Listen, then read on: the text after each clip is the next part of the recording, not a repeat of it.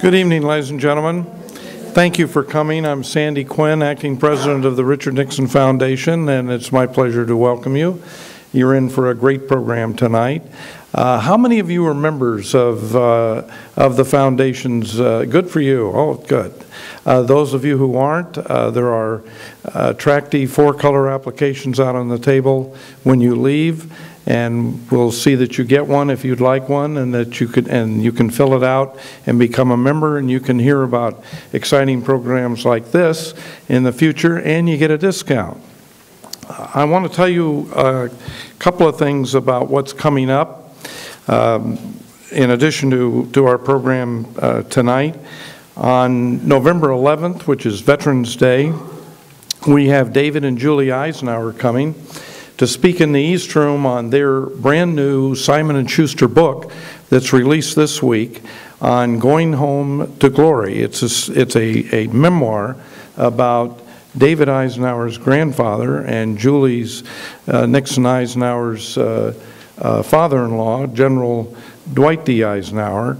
I guess it'd be the great-grandfather. Anyway, and they're coming to lecture on their book and to sign them. That's Veterans Day. It's free. It's 1 o'clock, so please come. The night before that, we have the 8th in our series of Nixon Legacy Forums. It's in Washington, D.C. at American Enterprise Institute. We've done Nixon Legacy Forums all year long, and it's to talk about all the other things that President Nixon did, the initiatives, the vision, the achievements that he did in domestic affairs. And this one is on the great relationship between New York Senator and White House staff member Daniel Moynihan and President Nixon. That will be followed on the 28th of November by an appearance by Governor Mike Huckabee talking about a great book that he is releasing that week that teaches patience to kids. And that's on November 28th, and tickets are available in the museum store as you exit or online. On December 6th, we're honoring Secretary of Defense Don Rumsfeld, and with special guests, Vice President and Lynn Cheney. That's December 6th in our East Room, and you can get information on that online at www.nixonfoundation.org, and I hope you will do so. On the 8th of December, we have noted author, Pulitzer Prize winner Edmund Morris, with his final book in the series on Theodore Roosevelt. This one, following Theodore Rex, is called Colonel Roosevelt, and it's about his time post-presidency. But everyone we have found is always very fascinated with things Teddy Roosevelt. He has done 3 great books on it, the third of which he is coming here to talk about on December 8th, and I hope you will be here to hear him. We tonight have author, essayist, a reviewer, Willam Voegeli, and here with his wife, Martha. We thank them for coming. He holds a doctorate in political science from Loyola University. He spent, we have a loyal Loyolist here, I think. He spent years with the John C. Olin Foundation in Chicago. That is an enormous and extraordinarily important and influential foundation that funds public programming. The first, or one of our first donors was the William C. Olin Foundation. Its head for years was William Simon, who is President Nixon's Secretary of the Treasury. He is now a visiting scholar at Claremont McKenna College. He lives there, a lovely town not far from here, and he holds the Henry Salvatore Chair there at Claremont McKenna. I noted in one of the publishers' promotional piece is that this book took 27 years to think about and to produce, but I can tell you it's well worth it. He will be available afterwards to sign it. It's a great book called Never Enough.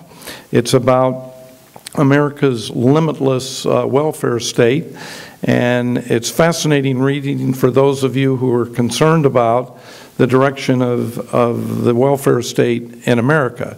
He notes some of President Nixon's work in it, particularly the impact of President Nixon's appointments to the Supreme Court on the welfare state during the Nixon administration and beyond. Ladies and gentlemen, it's my pleasure to introduce tonight's speaker, Willam Voegeli. Thank you.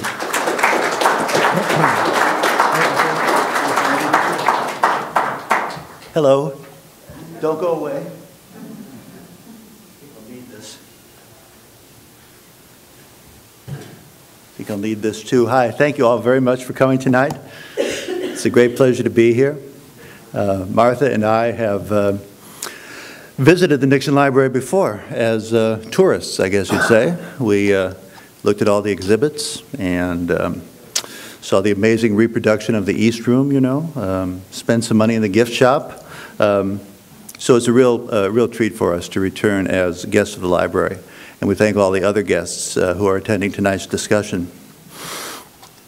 I'm guessing that some of you have heard the same rumor that I have. Apparently there's going to be an election of some sort next week. Yeah, I thought so. Now,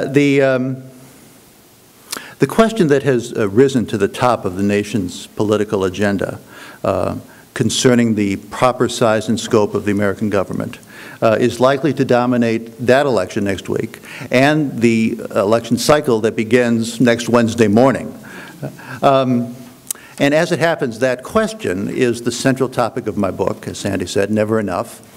I wish I could claim that I anticipated this turn of affairs during the years I was working on the book.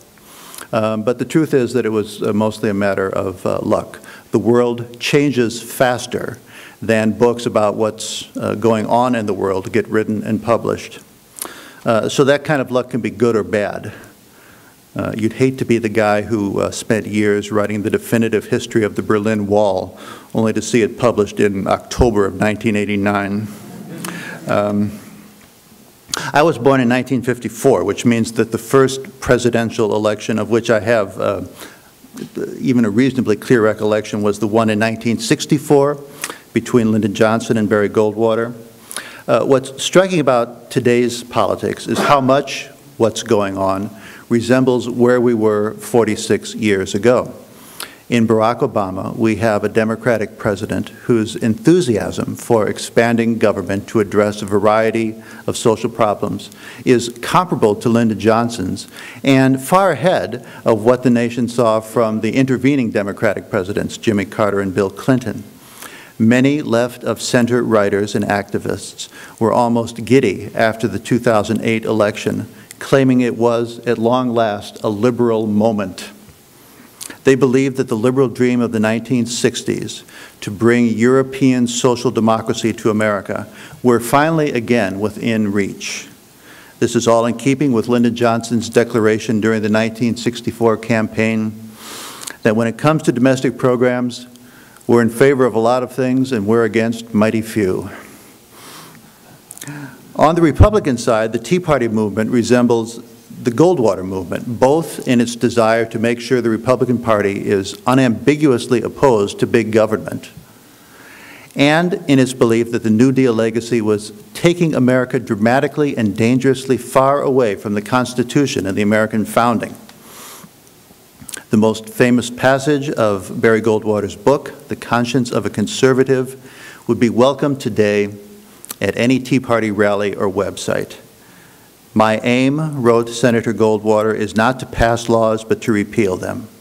It's not to inaugurate new programs, but to cancel old ones that do violence to the Constitution, or that have failed in their purpose, or that impose on the people an unwarranted financial burden.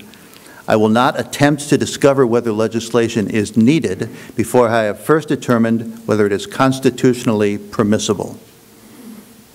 My goal this evening is to bring some clarity to this debate over big government by looking at some of the ideas and numbers that are wrapped inside that familiar phrase. Franklin Roosevelt and the New Dealers did not throw a switch in 1933, changing the old government, the old America, where government was strictly limited, to the new one, where it assumed far greater responsibilities and prerogatives. That transformation has been a long process, one that is still going on, unfolding in tandem with a long political argument about the proper size and scope of government. And that's still going on too, 78 years after FDR's election. It was in the 1940s and 50s that the sort of government we have today, one that seems completely familiar to 21st century Americans, but would have been a shock to our 19th century ancestors, finally took shape. The big government that established itself during those years and has continued to grow and solidify its place in American life is focused on two things: national security and economic security. Prior to 1947, those of you who know our history well realize that America's cabinet included a Department of War and a Department of the Navy. Each one had a civilian secretary appointed by the President and reporting to the President. From 1947 to 1949, this was rearranged. The Department of War merged with the Department of Navy to become the new Department of Defense. This may be an occupational hazard when you do a lot of writing, but I think that terminology matters. And I think that this changed terminology reflected the belief that the world had become a more threatening place. The nation isn't always at war, but it always needs to be defended. The pattern before we created the Department of Defense was America built up the military forces needed to fight a particular war, and then built them down again after that war was fought and won. Even after World War II, the most amazing military buildup in our history, we undertook the sort of demilitarization that had followed World War I and the Civil War. Now, well, that didn't really work. Any thoughts, gentlemen, on how I get, thank you. We see here, by God's grace, that adjusted for inflation, America was spending nearly twice as much on national defense by the end of World War II as it has been at any time since. This was so despite the fact that the United States was a smaller, poorer country in 1940, when there were only 132 million of us, 42% of our population today. The evidence on this graph for the national security state's emergence is really what did not happen, compared with that dramatic sawtooth pattern on the left in the 1940s. All the changes after the start, and even after the conclusion of the Cold War, were gradual adjustments to a world we perceived as continuously rather than occasionally dangerous. Even putting more than 500,000 troops in Vietnam in the 1960s and then withdrawing them, as President Nixon did during his first term of office, caused a gradual increase and decrease rather than the dramatic one we had seen earlier. The same belief that America should, to use some business school jargon, proactively manage its geopolitical vulnerabilities rather than respond only after a serious problem arose, applied to economic security as well. The proximate cause of the New Deal, of course, was the Great Depression. 2 months before he was elected president, Franklin Roosevelt said, "We must build toward the time when a major depression cannot occur again." The imperative to provide and increase economic security engendered three kinds of governmental activity. First, macroeconomic policy designed to keep the overall economy growing steadily and reliably, with a business cycle that, if it could not be tamed altogether, fluctuated in the gentlest possible ways. Second, there was the regulation of particular industries and businesses to prevent them from taking unfair advantage of their competitors, their customers, or their employees. And third, welfare state policies that seek to guarantee economic security by redistributing wealth. talking about what the government spends explicitly rather than what it rearranges through regulations is a useful but far from perfect way of getting at the question of how fast and how far government has grown in America. A lot of things that government does in the terms of regulating the entire economy or a particular industry also have the effect of shifting wealth from some citizens and away from others. With that caveat, however, let's look at the data derived from the Office of Management and Budget's historical tables. Some of their tables about government revenue go back to the 1930s, and the information about federal government spending starts in 1940. But the data about state and local spending doesn't begin until 1948. We'll start in 48 then, and unfortunately conclude in 2007. I just, like a day ago, located on the government websites that has contained good data for 08 and 09, and didn't have time to fold them into my spreadsheets and slides, for which I apologize.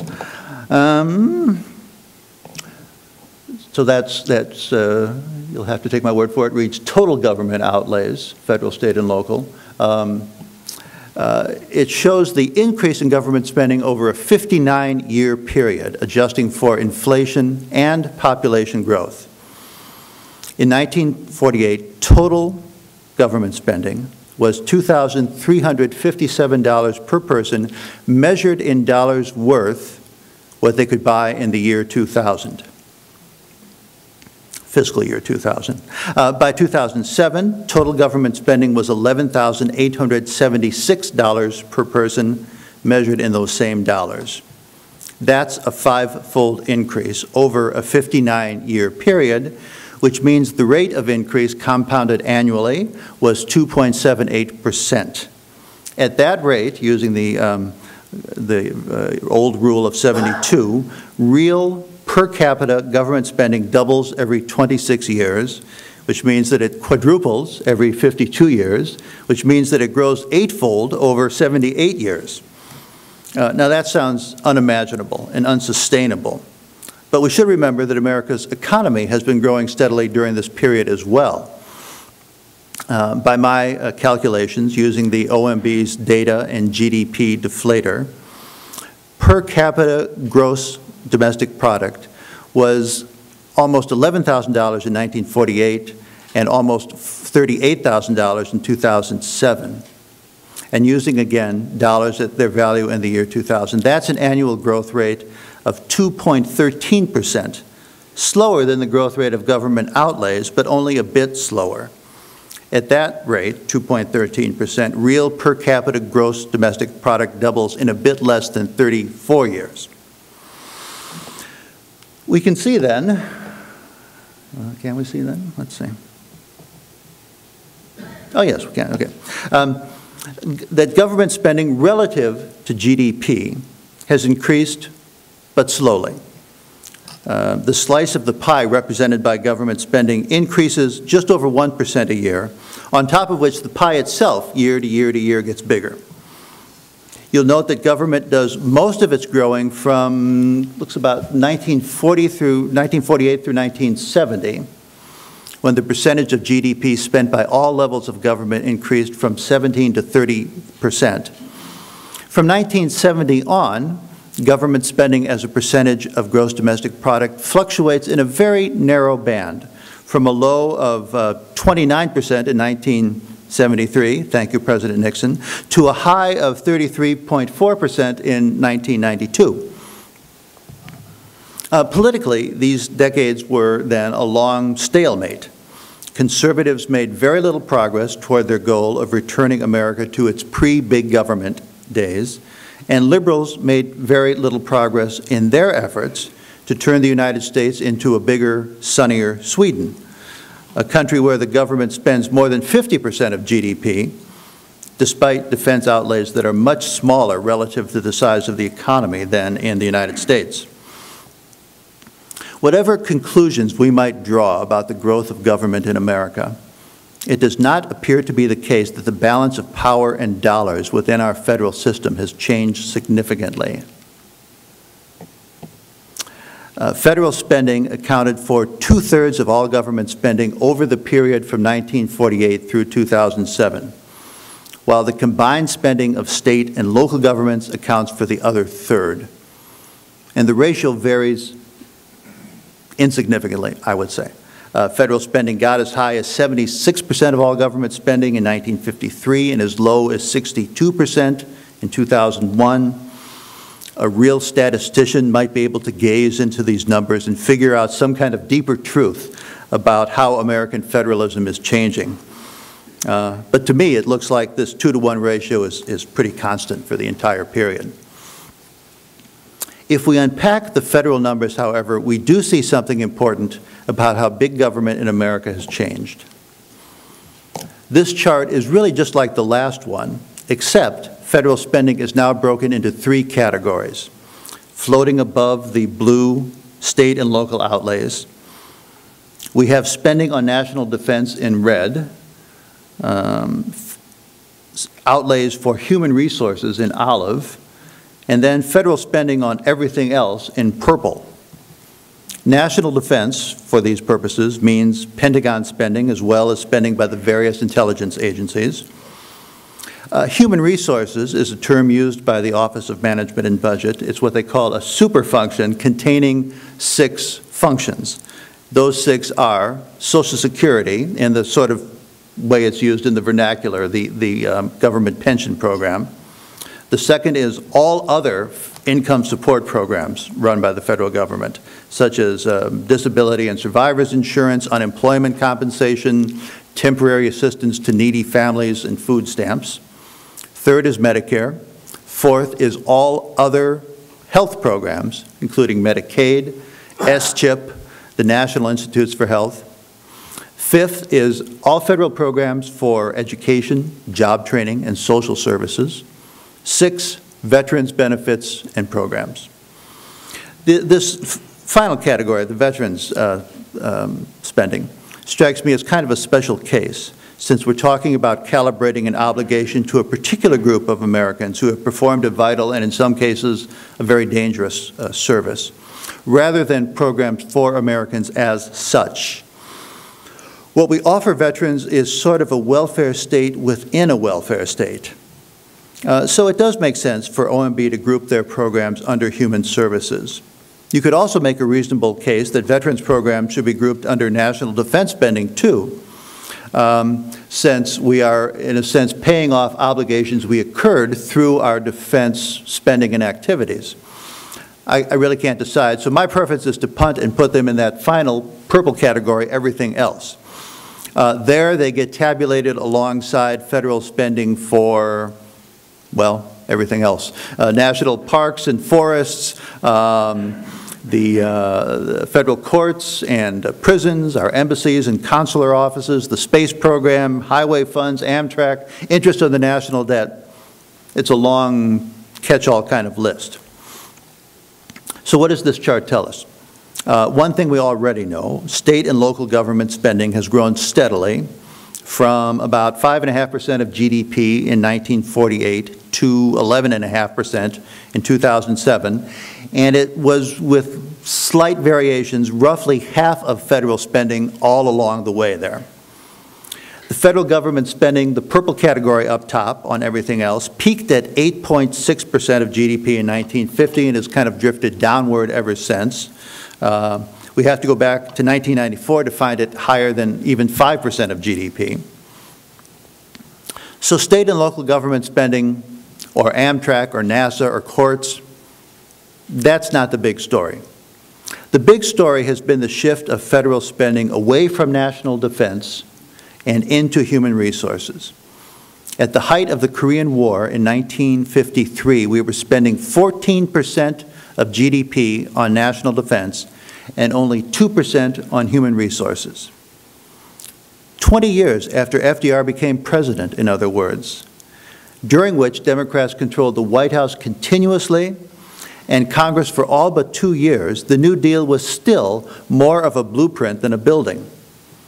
5 years later, when the Cold War was very tense but few shots were being fired, we were spending 10% of GDP on defense and 4% on human resources.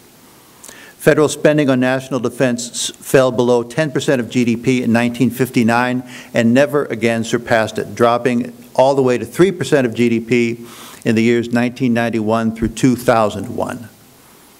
One GDP percentage point was shifted back to national defense after 9/11, but the 4% spent for this purpose in 2005 through 2007 was still smaller relative to the size of the economy than it had been under President Carter. As defense spending steadily declined relative to GDP from 1953 to 2007, spending on human resources, the olive, sort of dangerous-looking amoeba in that chart, steadily grew. It climbed over 5% of GDP for the first time in 1967. 4 years later, as the war in Vietnam was winding down and the Great Society initiatives were laying claim to a larger part of the federal budget, human resources exceeded defense spending for the first time since 1940. 4 years after that, in 1975, those outlays exceeded 10% of GDP for the first time, and they were more than twice as large as defense outlays for the subsequent 6 years. The Reagan years saw a partial reversal of these trends. Human resources outlays descended from being more than twice as large as defense spending in 1980 to just 2/3 larger in 1986, after which the trend lines resumed the path they had been on before Reagan's election. Since 1995, human resources outlays have never been less than 3 times as large as defense outlays, growing to 3.8 times as large in 2001. We can see this shift in another way if we look at the data in constant dollars without reference to GDP percentages. As we saw earlier, defense spending spiked after World War II, descended rapidly after it was won, and then rose to a plateau that has defined the narrow range where it has stayed for almost 60 years. The only plateau we've ever had for spending on human resources was between 1940 and 1954. That spending has grown steadily ever since. Given that those of us born between 1946 and 64, the baby boomers, are just starting to become eligible for the 2 biggest human resources programs, Social Security and Medicare, there's no new plateau on the horizon for human resources spending. The youngest baby boomers will be signing up for Medicare in the year 2029, which means that demographic inevitabilities are going to cause human resources spending to keep climbing and probably to make the slope of the trend line even steeper. Part of this long-term spending shift is connected to the fact that economies of scale affect national defense differently than they affect human resources programs. If a nation grows from 200 million to 300 million people, you're going to need half again as many teachers, doctors, classrooms, and hospital beds. If the demographic mix stays the same, you're going to be sending out 50% more Social Security checks.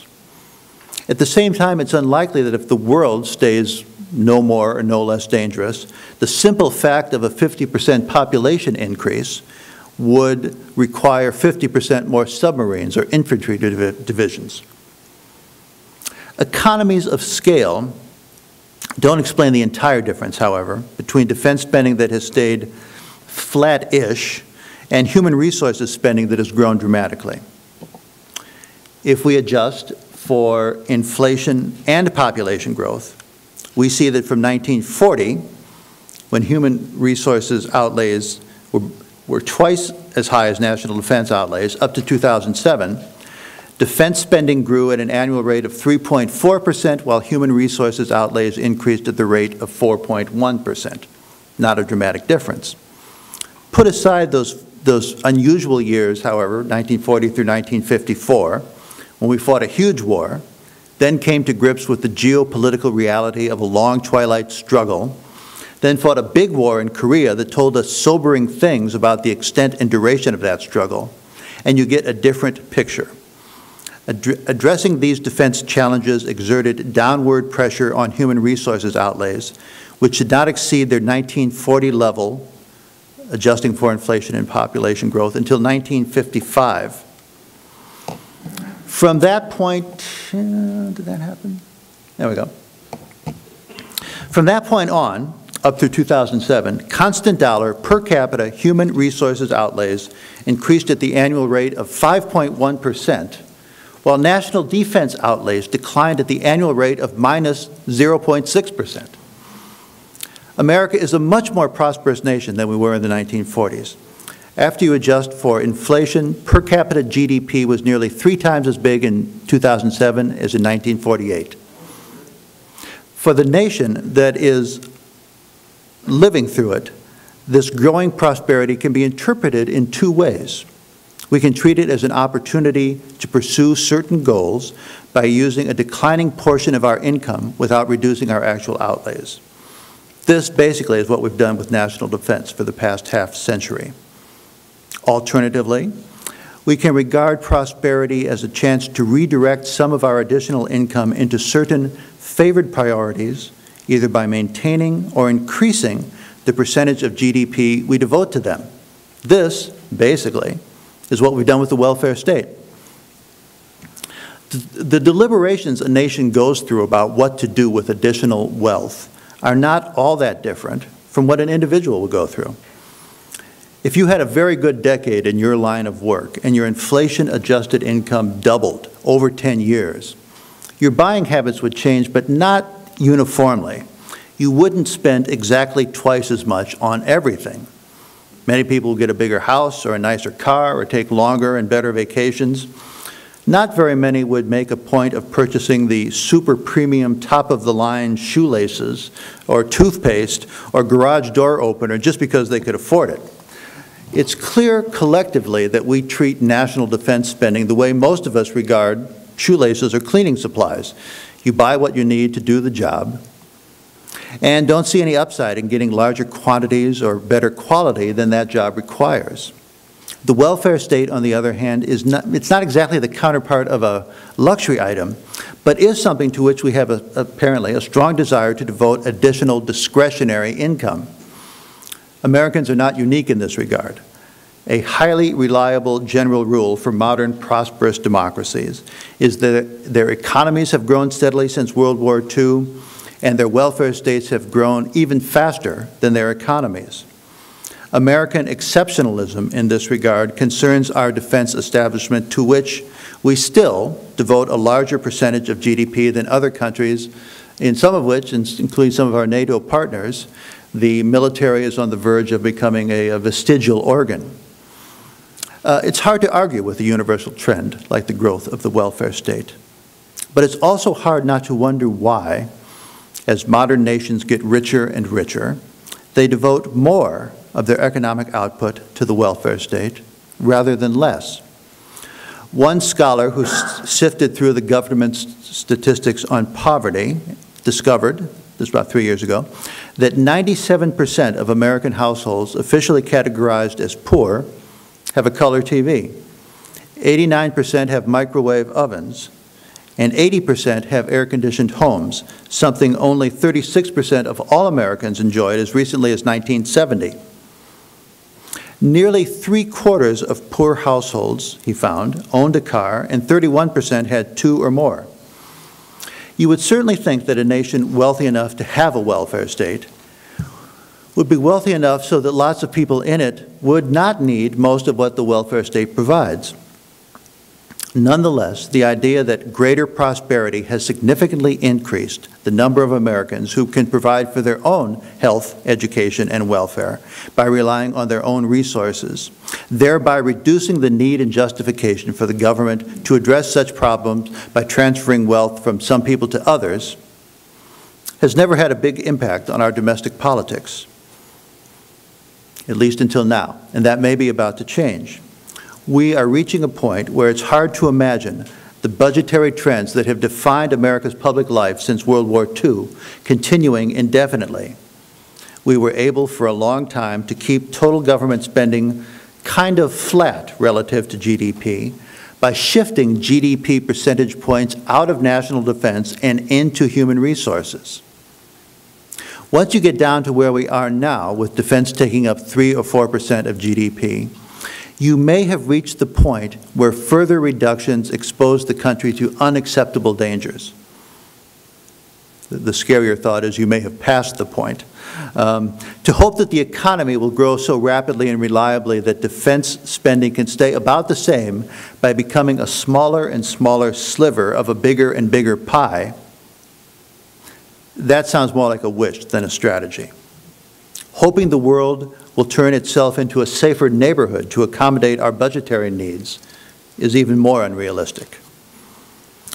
I'm not one of those who thinks that the declining portion of our economic output devoted to national defense necessarily indicates a feckless attitude about the world's dangers. Spending a smaller share of a bigger economy in a changing world may well make sense. Defense spending is always going to be a Goldilocks problem. The ideal is to get it just right, rather than have too few tanks and ships to defeat or intimidate enemies, or have too many with the redundant ones sopping up funds that could have been put to more urgent uses by the government, or left in taxpayers' or lenders' bank accounts. But national security is also a risk management problem. The future will contain too many surprises, including some terrible ones, to know with a high degree of confidence the size and configuration of a just right defense apparatus. Amazon.com sells and ships all kind of stuff, my book, for example, but they don't provide overnight shipping on aircraft carriers. This means that the penalty for having one more carrier than the country needs will be measured in dollars, but the penalty for having one fewer than some dangerous contingency proves we ought to have had will be measured in lives. Since cutting defense spending looks risky, and raising taxes is never easy or popular, and having the government borrow more money to keep the welfare state growing steadily looks risky and unpopular, it appears that we are at least going to have to entertain the idea of curtailing the growth of government spending on human resources. Let me close with one thought on that question concerning the relationship between economic growth and the welfare state. We've seen that Americans, like other people, have regarded economic growth as a development that makes a bigger welfare state possible. We may, in the 21st century, decide to devote more attention to the idea that economic growth makes a bigger welfare state unnecessary. Giving people money as if they were economically insecure, when they're not, may be a form of generosity that has outlived its political usefulness. The logic of our social insurance programs was recently described this way: liberals support Social Security because it's redistributive. In other words, it's welfare for old people. Liberals are willing to keep paying rich people Social Security in the hopes that the payments will keep those rich people from figuring out that Social Security is a redistributive transfer program. 75 years after the Social Security Act, 45 years after the creation of Medicare, I think the idea that a decent society has an obligation to assist the truly needy is well established, woven so firmly into the fabric of our political life that we don't need to keep bribing people in the upper regions of the income distribution with public benefits they don't need to get them to support economic security measures that they are already prepared to support on the merits. The next few years, when we will be forced to grapple with federal deficits of unprecedented size, ought to be an opportunity to test that proposition. I thank you and understand if there's time and interest, we have an opportunity for some questions. If anyone has a question, if you would just raise your hand, I'll bring the microphone over and you can stand up and speak right into the mic. Thank you. President Nixon tried to overhaul the welfare system with a plan called the Family Assistance Plan in 1969. Now, this died in Congress in 1972. Was this a step in the right direction, in your opinion? On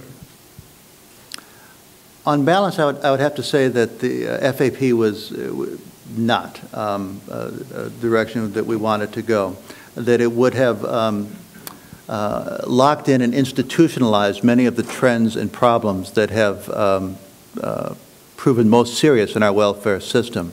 I think it's fair to say that presidents, as George Will likes to say, events are always in the saddle. And the sort of center of gravity for the nation's thinking about these questions in the late 60s and early 1970s was in many regards farther to the left than it had ever been before or since. It's interesting that next week there'll be a Nixon Library panel about the influence of Daniel Patrick Moynihan on the Nixon administration, because his fingerprints were all over this family assistance program. And I think even giving all respect to both President Nixon and the man who was later Senator Moynihan, that they were, in a certain sense, I think, more interested with that program in fighting the culture wars than in really dealing with the welfare problem.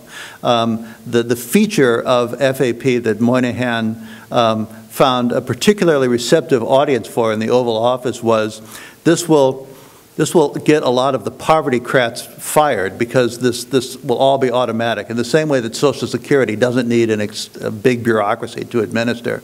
And both President Nixon and Daniel Moynihan had their own reasons for wanting to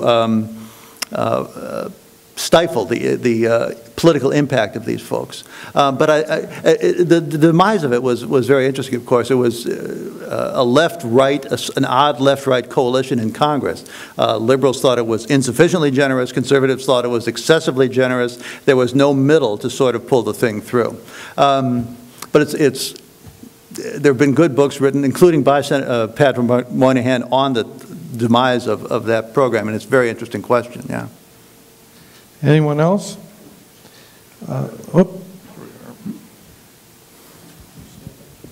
My name is Gunter, and have you, in your study, have you looked at to see if there's any connection between slowing economic growth and increasing welfare?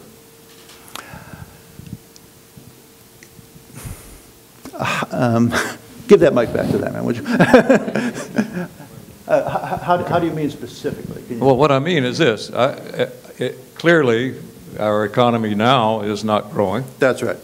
And we have a vastly grown welfare state. Yeah. And I sort of think intuitively that there's a connection. I haven't studied it. I'm wondering, have you studied it? Yeah. Well, there's certainly there's a connection to this extent that there are many of the welfare state programs are what economists refer to as automatic stabilizers. Unemployment compensation being a good example. It not only addresses the sort of microeconomic problem of people being deprived of a source of income, but it's also, in sort of classic Keynesian fashion, designed to have macroeconomic benefits too. The economy slows down, federal spending goes up. This is supposed to stimulate and stimulate the economy and abbreviate the recession. The danger, one of the dangers is always that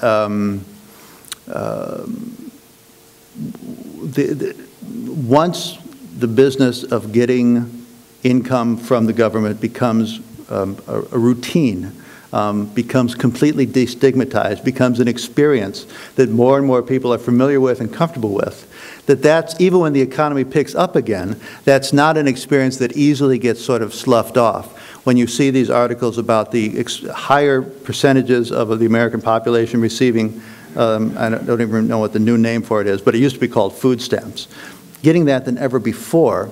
There are experts who look at this and worry that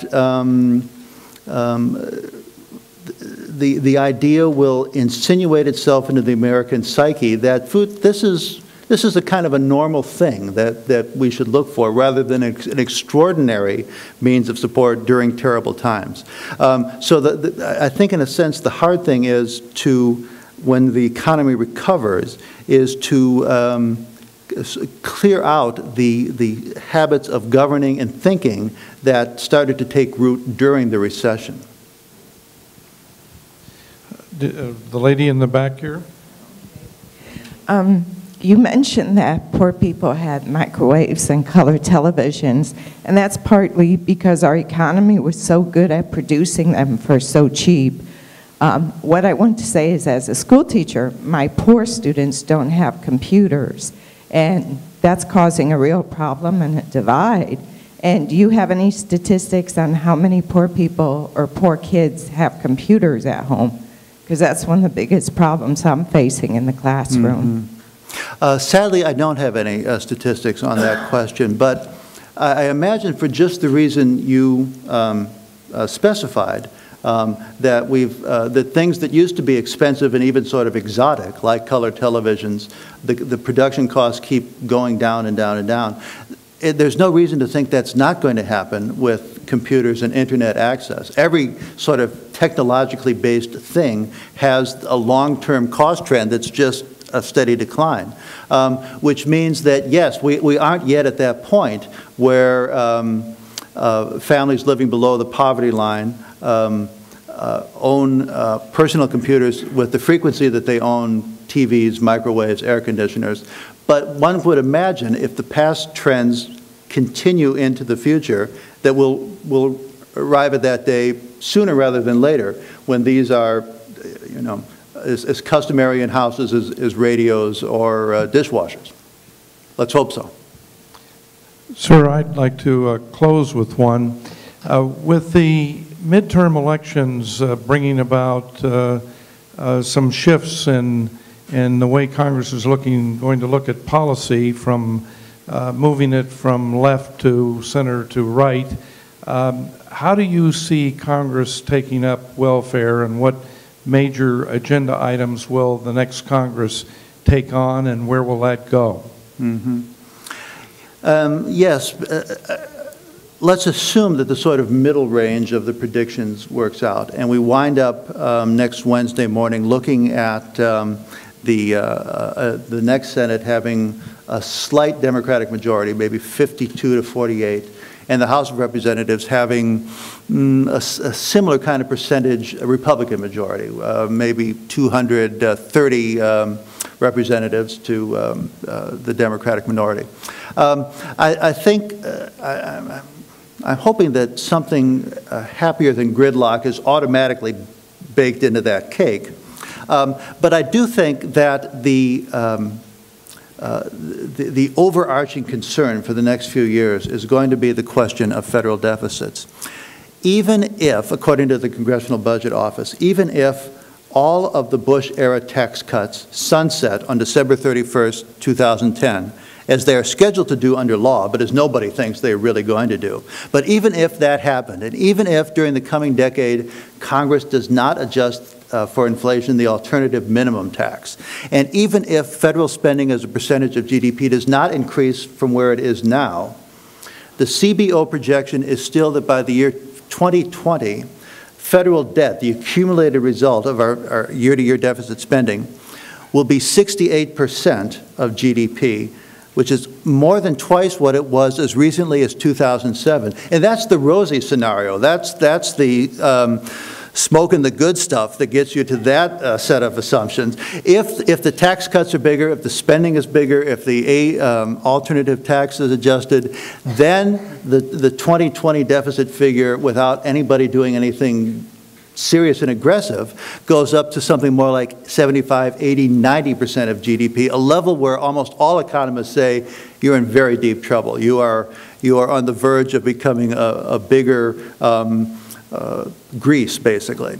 So I think that it's going to be that context that makes, as tough as these fights will be, that makes arguments over what needs to be cut back and what really needs to be done pressing and compelling in a way that they aren't, and when we sort of had the luxury of good times saying, well, the economy will sort of cover this.